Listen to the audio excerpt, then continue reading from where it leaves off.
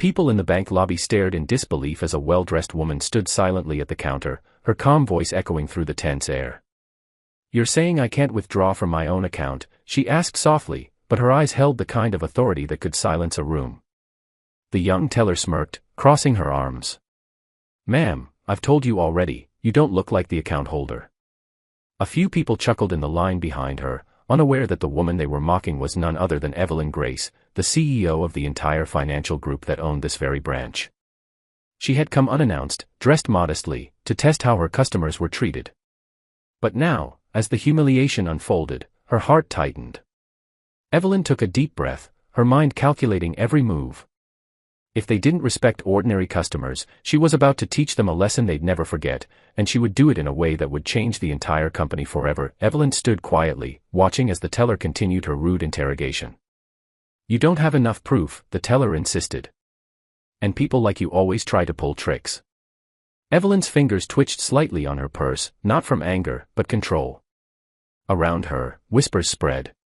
"She's probably lying," someone said. But Evelyn simply smiled. "Is that so? Then perhaps you can call your branch manager," she said, her voice calm yet commanding. The teller rolled her eyes and walked off reluctantly.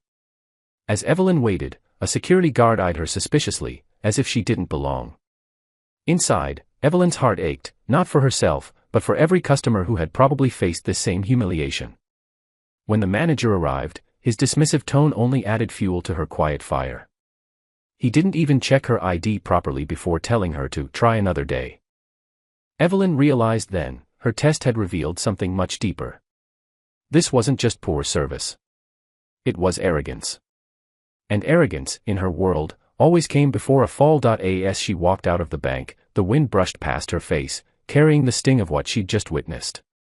But Evelyn didn't let the pain linger, she let it turn into purpose. The next morning, she sat in her corner office on the top floor of the city's tallest tower.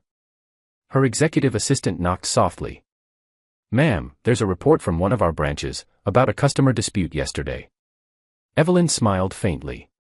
"Yes," she said, turning her chair toward the skyline, "I'm aware."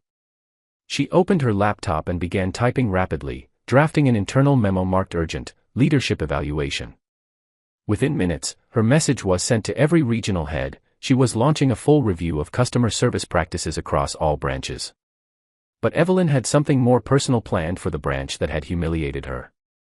They wouldn't just receive a memo. They would receive her, in person, but this time, she wouldn't come quietly. 2 days later, the same branch buzzed with whispers.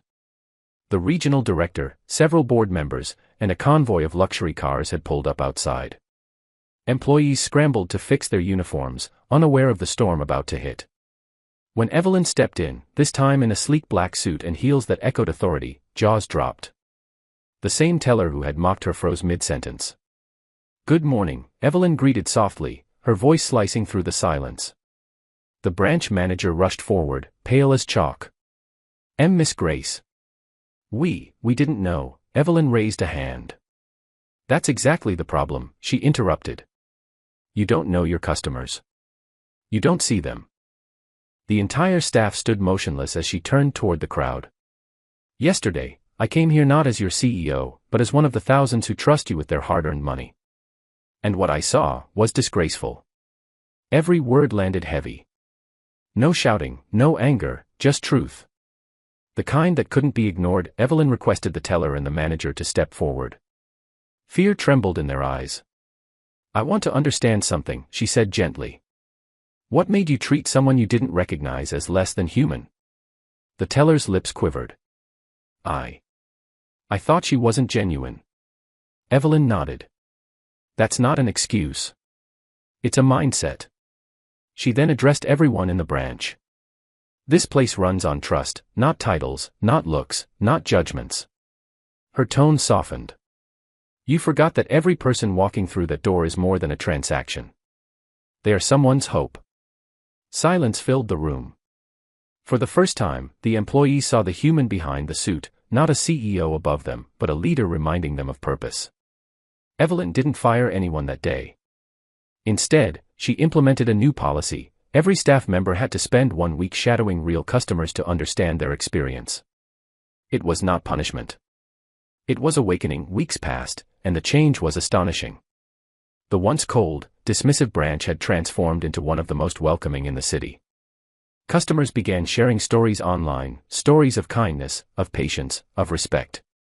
The same teller who had once mocked Evelyn was now greeting elderly visitors with genuine warmth.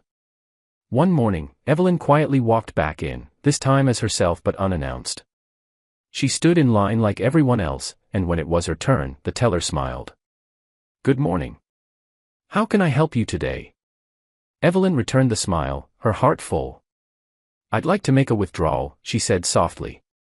The teller processed it smoothly, professional and polite. "Thank you for banking with us." Evelyn took the receipt and smiled again. "No," she said, "thank you, for growing." The teller blinked, realizing who she was. Tears welled up in her eyes as Evelyn simply walked away. As Evelyn stood outside, she looked at the bank's glass doors reflecting the morning sun. People rushed in and out, busy lives, fleeting moments, but now, this place felt different. It wasn't just a business anymore, it was a space where dignity had been restored. Her assistant approached. "Ma'am, the press wants to cover the new initiative," she said. Evelyn smiled softly.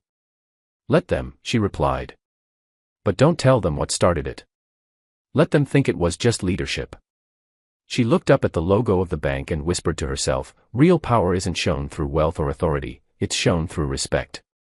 And with that, she walked away into the sunlight, her lesson complete, her message clear: treat people with kindness, because you never know who's standing in front of you.